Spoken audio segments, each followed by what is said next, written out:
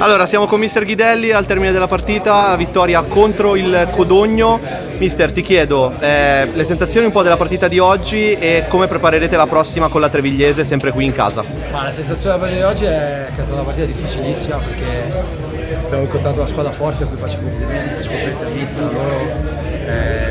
Ci hanno messo anche in difficoltà al primo tempo anche su certe situazioni che ci aspettavamo, okay?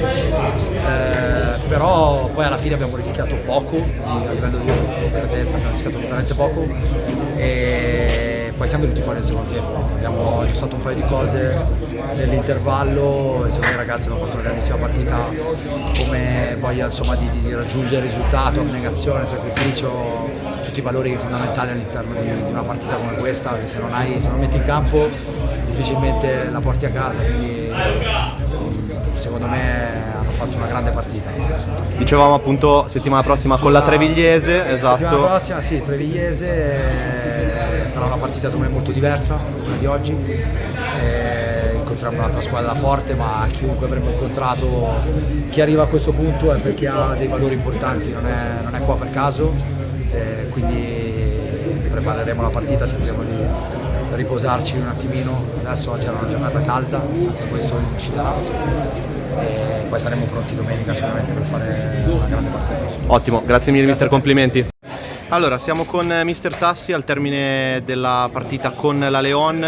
Oggi è arrivata una sconfitta, però è stata una grande stagione, quindi volevo chiedere a lei come ha visto la partita di oggi e anche un commento poi su quella che è stata la vostra stagione 2024-25. No, è stata una bella stagione per il Codogno, coronata da una grande partita quella di oggi, perché oggi non meritavamo di perdere, anzi il primo tempo secondo me abbiamo fatto molto meglio di loro, avevamo preparato la partita cercando il nostro gioco, l'abbiamo fatto bene, l'abbiamo messo in difficoltà cercando di non dare spazio ai loro tre attaccanti, che sono tre attaccanti di categoria superiore. Però la mia squadra oggi ha fatto una grande prova, primo tempo fatto bene, anche il secondo tempo siamo partiti bene, poi le partite vengono anche decise dalla bravura balistica di un giocatore come Ferré che ha delle qualità incredibili, ha fatto un gran gol da 30 metri, era il secondo tiro, loro hanno fatto 2 tiri in tutta la partita da 30 metri, oggi ha giocato meglio il Codogno della Leone e non meritava questo risultato.